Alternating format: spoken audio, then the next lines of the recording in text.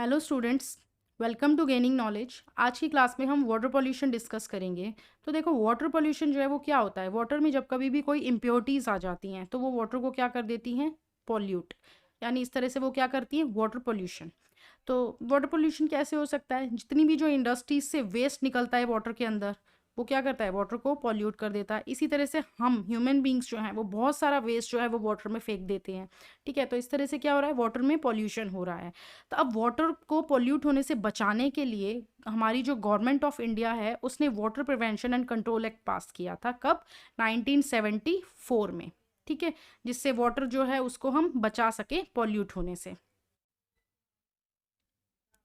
आज की क्लास में वाटर पोल्यूशन के अंदर हम सबसे पहले डोमेस्टिक सीवेज पढ़ेंगे, उसके बाद हम इंडस्ट्रियल एफिलेंट्स पढ़ेंगे और तीसरे में हम केस स्टडी को पढ़ेंगे। ठीक है, वाटर पोल्यूशन में हम सबसे पहले डिस्कस करेंगे डोमेस्टिक सीवेज। तो डोमेस्टिक सीवेज में अगर हम बात करें तो सबसे पहले हमारा आ जाएगा किचन वेस्ट। ठीक है, अब जैसे किचन में जब हम काम करते हैं तो उसमें हम बहुत सारा जो वेजिटेबल वेस्ट वगैरह है वो सब क्या करता है, वाटर को इम्प्योर करता है। जब हम बर्तन वॉश करते हैं तब भी बहुत सारा जो वेस्ट है वो वाटर के अंदर चला जाता है। इसी तरह से वॉशिंग यानी जब हम कपड़े धोते हैं उससे भी पानी में बहुत सारी इम्प्योरिटीज जाती हैं। इसके साथ में ही यूरिन और फीकल मैटर, ये तो सबसे ज़्यादा पानी को गंदा करते हैं। ठीक है, तो इस तरह से क्या है, इतना सारा वेस्ट जो है ये हमारे घरों से जो है वो पानी में जा रहा है। ठीक है, तो अब बात आती है कि अगर डोमेस्टिक सीवेज में 0.1% इम्प्योरिटीज़ भी आ गई, 0.1% इम्प्योरिटीज़, यानी घरों में जो हम पानी यूज़ कर रहे हैं उसमें अगर 0.1% भी इम्प्योरिटीज़ आ गई तो वो पानी हमारे यूज़ लायक नहीं है, वो हमारे लिए अनफिट है फॉर यूज़। ओके, तो अब बात करते हैं वो इम्प्योरिटीज़ क्या क्या हो सकती हैं 0.1%। अब 99.9% वाटर जो है वो प्योर है, लेकिन उसमें कितनी इम्प्योरिटीज़ हैं, 0.1%। वो क्या क्या इम्प्योरिटीज़ हैं, जैसे सैंड, सिल्ट एंड क्ले, यानी ये सॉलिड्स हैं। ठीक है, इसके साथ में कोलॉइडल मटेरियल जिसमें faecal matter, bacteria, cloth, paper fibres, ये सब वेस्ट जो है वो हो जाएगा। तीसरा आ जाएगा dissolve material, nutrients, nitrate, ammonia, phosphate, sodium, calcium, ये सारे जो हैं डिजॉल्व मटेरियल के अंदर आ जाएंगे। तो इस तरह से ये तीन तरह की इम्प्योरिटीज आ गई। एक तो आगे सस्पेंडेड सॉलिड्स, दूसरे आ जाएंगे कोलॉइडल मटेरियल और तीसरे आ जाएंगे डिजॉल्व मटेरियल। अब सॉलिड्स जो होते हैं इनको तो रिमूव करना बहुत आसान होता है, लेकिन वहीं पे जो डिजॉल्व मटेरियल होते हैं इनको हमारे लिए रिमूव करना बहुत मुश्किल होता है। जो हमारा डोमेस्टिक सीवेज है इसके अंदर जो प्राइमरी कंटेंट है वो किसका है, बायोडिग्रेडेबल ऑर्गेनिक मैटर। यानी बायोडिग्रेडेबल ऑर्गेनिक मैटर क्या है, यानी वही जो किचन वेस्ट हमने पढ़ा। ठीक है, जो हमारा ह्यूमन एक्सक्रीटा, जो फीकल मैटर है, यही सारा तो क्या है, बायोडिग्रेडेबल ऑर्गेनिक मैटर। और जो हमारे डिकम्पोजर्स हैं जैसे बैक्टीरिया, ठीक है, अदर माइक्रो ऑर्गेनिजम्स, ये सब क्या करते हैं, इसको ईजिली, बहुत फास्ट डिग्रेड कर देते हैं। ठीक है, और अपनी ग्रोथ के लिए इसको यूटिलाइज कर लेते हैं डोमेस्टिक सीवेज को।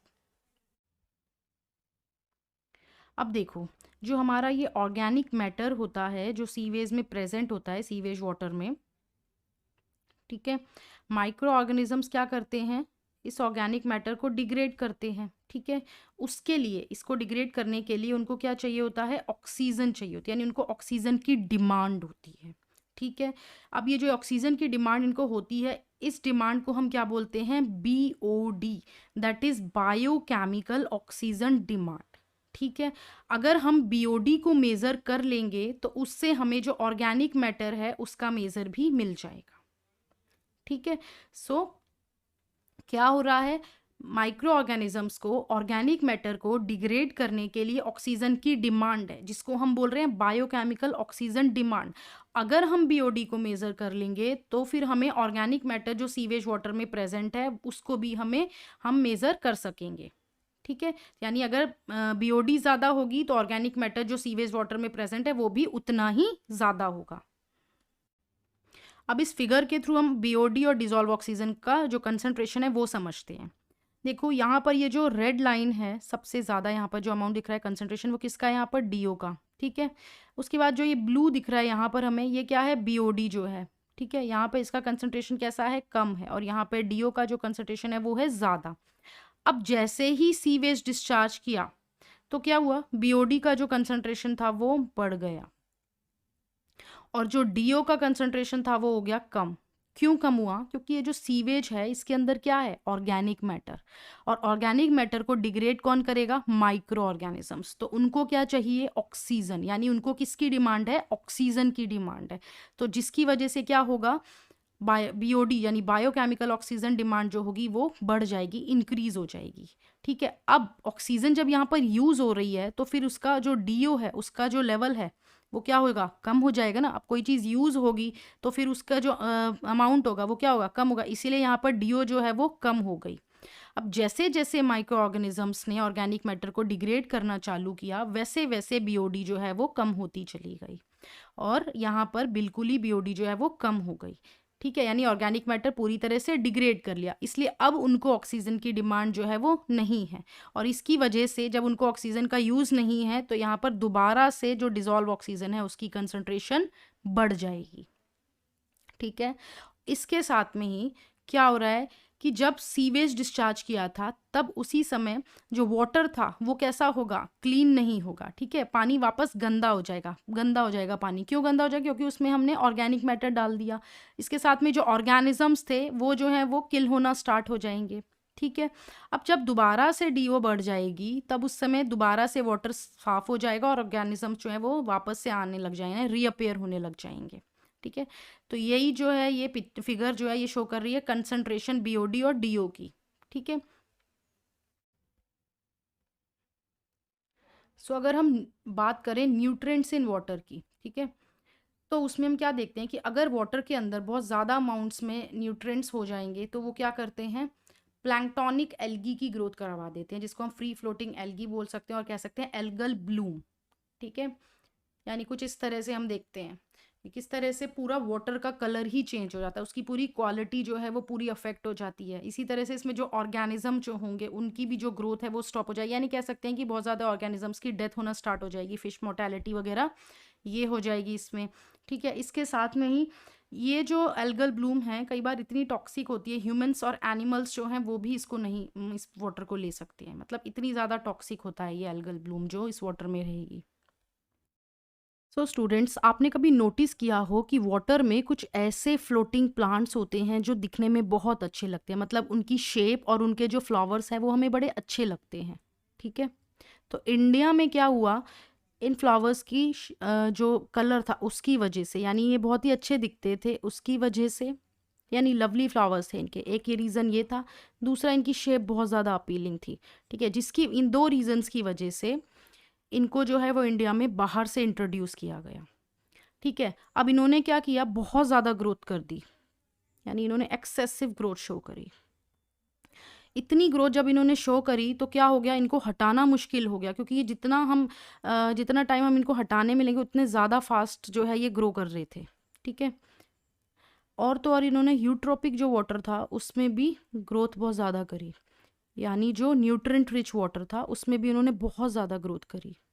और इन्होंने क्या किया, जो वाटर था उसमें ब्लॉक्स क्रिएट कर दे, यानी वाटर ब्लॉक्स इन्होंने जो थे वो क्रिएट कर दिए। ठीक है। और इन्होंने जो वाटर का पूरा इकोसिस्टम था उसको डिस्टर्ब कर दिया, इन प्लांट्स ने पूरा इकोसिस्टम वाटर का इन्होंने डिस्टर्ब कर दिया। ठीक है। तो कुछ इस तरह के ये इनके फ्लावर्स है, पर्पल कलर फ्लावर्स, और पूरी तरफ से हम देख रहे हैं कि पानी हमें कम और जो ये प्लांट्स हैं वो ज़्यादा दिख रहे हैं, यानी ये इतनी फास्ट ग्रोथ करते हैं। ठीक है। इनको हम क्या बोलते हैं, वाटर हाइसिंथ। इनका जो बॉटनिकल नेम है वो है इकॉर्निया क्रेसिपस, और हम इनको टेरर ऑफ बंगाल भी बोलते हैं। ये जो है ये वर्ल्ड की मोस्ट प्रॉब्लमेटिक वीड है, यानी अनवांटेड प्लांट है।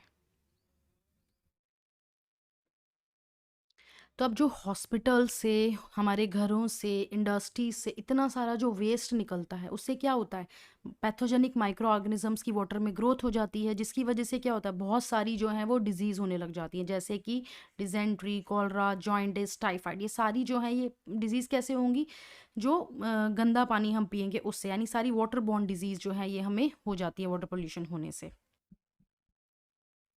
सो अब बात करेंगे इंडस्ट्रियल वेस्ट के बारे में। ठीक है, अब जो इंडस्ट्रीज होती हैं, like petrol industries, paper industries, ठीक है, paper industries, chemical manufacturing industries हो गई, मेटल एक्सट्रैक्शन इंडस्ट्रीज जो हो गई, ठीक है, ये सब क्या करती हैं, वाटर के अंदर जो है वो बहुत ज़्यादा टॉक्सिक रिलीज करती हैं, है ना। ये सारी इंडस्ट्रीज की वजह से क्या हो रहा है, वाटर में बहुत ज़्यादा टॉक्सिक सब्सटेंसेस रिलीज हो रही हैं। क्या रिलीज हो रहे हैं, जैसे कुछ हैवी मेटल्स हो गए वो, और इसके साथ में कुछ ऑर्गेनिक कंपाउंड्स हो गए, वो रिलीज हो रहे हैं। ठीक है, तो ये जो टॉक्सिक सब्सटेंसेस जो वाटर में रिलीज हो रहे हैं, ये क्या करते हैं, इक्वेटिक फूड चेन जो होती है उसको पूरी तरह से अफेक्ट करते हैं। कैसे अफेक्ट करते हैं, हर ट्रॉपिक लेवल पे इन टॉक्सिक सब्सटेंस का जो कंसंट्रेशन है वो बढ़ता जाएगा, और उस प्रोसेस को हम बोलते हैं बायोमैग्निफिकेशन। यानी क्या होगा biomagnification, increase in concentration of the toxicant at successive trophic level. यानी प्लांट से, यानी जो प्लांट्स, जो इक्वेटिक फूड चेन के अंदर जो प्लांट से प्लैंकटन, जू प्लैंकटन, फिर इस तरह से फिशेज, लार्ज फिशेज, फिर इस तरह से टॉप जो लेवल के ऑर्गेनिजम्स उनको लेंगे, तो इस तरह से क्या होगा, कंसंट्रेशन जो होगा टॉक्सिक सब्सटेंस का वो बढ़ता जाएगा, और इसी प्रोसेस को हम बोलेंगे बायोमैग्निफिकेशन। सो हम बायोमैग्निफिकेशन में यहाँ पर डीडीटी का एग्जांपल देखेंगे। ठीक है, जैसे ये एक इक्वेटिक फूड चेन है, इसमें हम क्या देख रहे हैं कि वाटर के अंदर डीडीटी जो है वो प्रेजेंट है। ठीक है, तो अब इसका कंसंट्रेशन यहाँ पर कितना है, 0.003 ppb, दैट इज पार्ट्स पर बिलियन। ठीक है, अब इस वाटर को कौन लेगा, जू प्लैंकटॉन्स लेंगे। ठीक है, तो यहाँ इसका कंसंट्रेशन हो जाएगा 0.04 ppm, यानी पार्ट्स पर मिलियन। यानी जैसे जैसे ट्रॉपिक लेवल बढ़ रहा है वैसे वैसे क्या हो रहा है, इसका कंसंट्रेशन जो है वो भी बढ़ता जा रहा है। ठीक है, अब इन जू प्लैंकटॉन्स को जो स्मॉल फिशेस लेंगी, यहाँ पर डीडीटी का कंसंट्रेशन होगा 0.5 ppm, और फिर उसके बाद जो लार्ज फिशेस लेंगी वहां पे इसका कंसंट्रेशन बन जाएगा 2 ppm, और इन लार्ज फिशेस को अब कौन लेगा, बर्ड्स। यानी ये बर्ड्स जब लेंगे तो यहाँ इसका कंसंट्रेशन रहेगा 25 ppm, दैट इज 25 पार्ट्स पर मिलियन। ओके, तो यहाँ ये जो बर्ड्स जो हैं, इनके अंदर क्या होगा, इनके जो एग शेल होगा वो थिन होना स्टार्ट हो जाएगा, और इसकी वजह से क्या होगा, प्री मैच्योर जो एग है वो ब्रेक हो जाएगा, जिसकी वजह से बहुत सारे बर्ड्स की पॉपुलेशन जो है वो कम होने लग जाएगी। तो इस तरह से बायोमैग्निफिकेशन से यहाँ पर हम देख रहे हैं एक्वेटिक फूड चेन में कि क्या हो रहा है, कंसंट्रेशन जो है वो टॉक्सिक सब्सटेंस का हर लेवल पे बढ़ता जा रहा है। ठीक है, सो अब हम बात करेंगे यूट्रोफिकेशन के बारे में। तो इसको हम समझते हैं, जैसे कि एक यंग लेक है। ठीक है, यंग लेक है, इसके क्या फीचर्स हैं, इसका जो वाटर है वो कैसा है, क्लियर है, प्लस कैसा है, कोल्ड वाटर है, और ये लिटिल लाइफ को सपोर्ट करता है। ठीक है, थोड़ी बहुत लाइफ इसमें है। ठीक है, क्योंकि ये कैसा है, यंग लेक है, नया नया बना हुआ है। अब जैसे जैसे टाइम बढ़ेगा वैसे वैसे क्या होगा, इसके अंदर न्यूट्रिएंट्स आने लग जाएंगे। ठीक है, वो न्यूट्रिएंट्स क्या हो गए, जैसे कि नाइट्रोजन है, फॉस्फोरस है, ये न्यूट्रिएंट्स आने लग जाएंगे। इसके साथ में ही इक्वेटिक ऑर्गेनिज्म जो हैं उनकी ग्रोथ हो जाएगी। ठीक है, इक्वेटिक ऑर्गेनिजम्स की ग्रोथ स्टार्ट हो जाएगी। अब इसकी फर्टिलिटी जब बढ़ेगी तो इसमें जो ऑर्गेनिक रिमेन्स होंगे वो बॉटम में सेटल डाउन हो जाएंगे। ठीक, ऑर्गेनिक रिमेन्स बॉटम में इकट्ठे हो जाएंगे। इसके साथ में ही जो और ज़्यादा जैसे जैसे टाइम बढ़ेगा वैसे वैसे जो सैंड वगैरह है वो इकट्ठी होने लग जाएगी यहाँ पर, यानी ऑर्गेनिक डेब्रिस जो है वो जो है वो इकट्ठा होने लग जाएगा, जिसकी वजह से क्या होगा, ये लेक जो है वो शैलो हो जाएगा, यानी डीप नहीं रहेगा और वार्मर हो जाएगा। ठीक है, और क्या होगा, मार्श प्लांट्स जो हैं इनकी ग्रोथ स्टार्ट हो जाएगी, है ना, फिर फ्लोटिंग प्लांट्स आ जाएंगे, और धीरे धीरे ये लेक जो है ये कन्वर्ट हो जाएगा किस में, लैंड में। ठीक है, यानी हम क्या देख रहे हैं कि किस तरह से एक यंग लेक जो है वो टाइम के साथ धीरे धीरे जो है उसमें जैसे जैसे न्यूट्रिएंट्स आ रहे हैं, ऑर्गेनिजम्स की ग्रोथ हो रही है, ठीक है, और वो जो है वो शैलो होता जा रहा है, ठीक है, कुछ प्लांट्स जो हैं वो बढ़ते जा रहे हैं और फिर ये किस में कन्वर्ट हो रहा है, लैंड में, ठीक है। हमने इकोसिस्टम चैप्टर के अंदर पढ़ा था कि किस तरह से एक पॉन्ड इकोसिस्टम जो है वो लैंड में कन्वर्ट हो जाता है ना, पॉन्ड से एक फॉरेस्ट इकोसिस्टम में हम जो है वो कन्वर्ट हो गया था। ये हम ऑलरेडी पढ़ चुके हैं इकोसिस्टम चैप्टर में, इसकी सारी स्टेजेस हमें याद होनी चाहिए। तो बिल्कुल यहाँ पर भी वैसे ही हुआ कि एक यंग लेक से धीरे धीरे जो है वो लैंड में कन्वर्ट हो गया।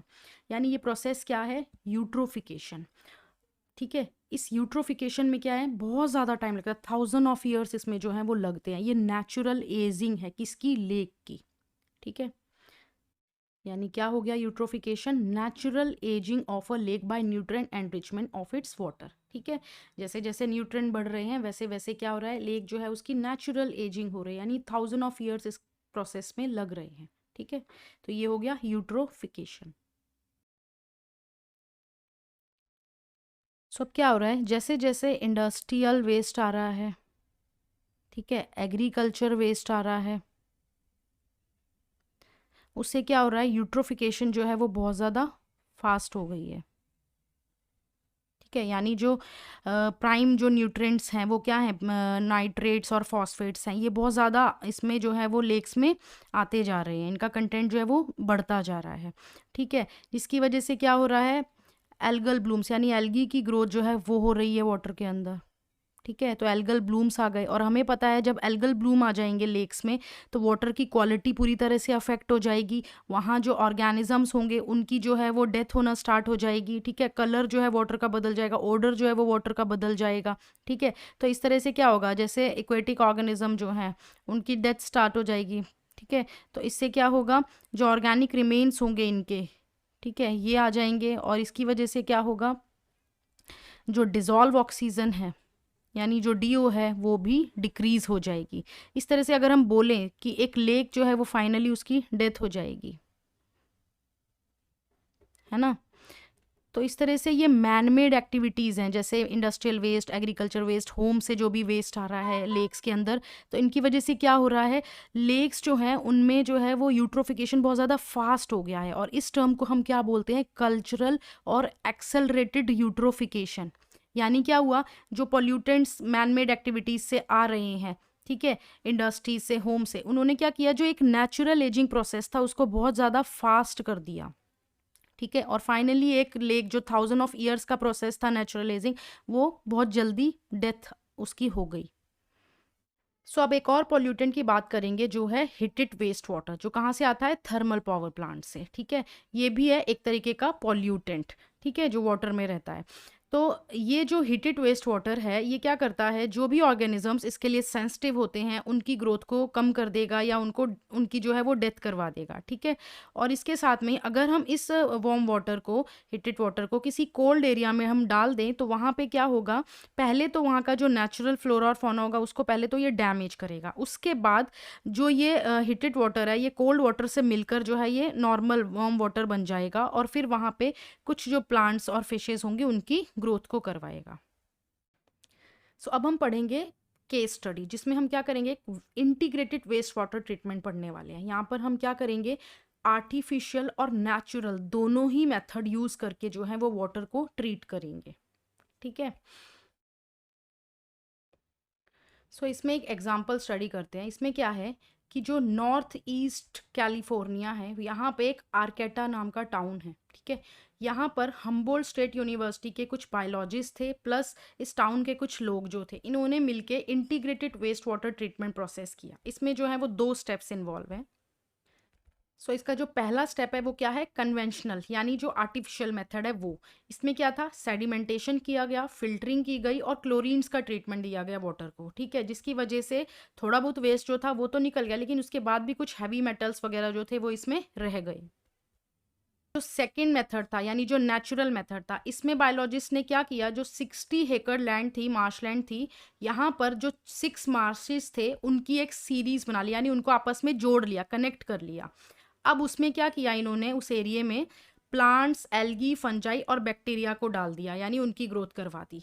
अब इन्होंने क्या किया, नेचुरली न्यूट्रलाइज किया, अब्जॉर्ब किया और एसिमिलेट कर लिया पॉल्यूटेंट्स को, ठीक है, और अपनी ग्रोथ भी इन्होंने कर ली। इस तरह से वाटर जो था वो अपने आप ही नेचुरली प्यूरिफाई हो गया। अब ये जो मार्शिस थी, इन्होंने क्या करी, आगे चलकर एक सेंचुरी बना ली जिसमें बहुत ज़्यादा हाई लेवल की बायोडाइवर्सिटी थी। किसकी फॉर्म में, फिशेस थी, इसमें एनिमल्स थे, बर्ड्स थे, ठीक है। और यहाँ के जो सिटीजन्स का ग्रुप था जिसको उन्होंने क्या बोला, FOAM, that is friends of the Arcata Marsh, ये इसके इस वंडरफुल प्रोजेक्ट के लिए रिस्पॉन्सिबल थे। तो ये आपको ध्यान रखना, फोम क्या है, friends of the Arcata Marsh. सो अब बात करेंगे इकोलॉजिकल सैनिटेशन। इकोलॉजिकल सैनिटेशन क्यों किया जाता है, जिससे वाटर जो है वो कम से कम पॉल्यूट हो सके, इसके साथ में ही वाटर जो है उसको हम ज़्यादा से ज़्यादा स्टोर कर सकें, उसका जो वेस्ट, उसको जो है वो हम वेस्ट नहीं होने दें, ठीक है। इसमें क्या होता है, ह्यूमन एक्सक्रीटा को हैंडल किया जाता है किस फॉर्म में, ड्राई फॉर्म में, यानी हम यहाँ पर ड्राई कंपोस्टिंग टॉयलेट्स बना देते हैं, ओके। तो ये जो है ये बहुत ही ज़्यादा practical, hygienic, cost efficient, cost effective solution है। इसमें ह्यूमन एक्सक्रीटा को एज अ नेचुरल फर्टिलाइज़र के तौर पे हम यूज़ कर लेते हैं, ठीक है। जिससे क्या होगा, केमिकल फर्टिलाइज़र का यूज़ जो है वो कम से कम होगा। अब बहुत सारे एरियाज जो है केरला और श्रीलंका के, वहाँ पे इस तरह के इकोसैन टॉयलेट्स का जो है वो यूज़ किया जाने लगा है, ठीक है। तो इस तरह से ये इको सैनिटेशन जो है वो करा जाता है। आज की क्लास में जो है आपका वाटर पॉल्यूशन, इसका कंट्रोल जो है वो सब कुछ कंप्लीट होता है। अगर वीडियो पसंद आए तो लाइक शेयर सब्सक्राइब ज़रूर करें।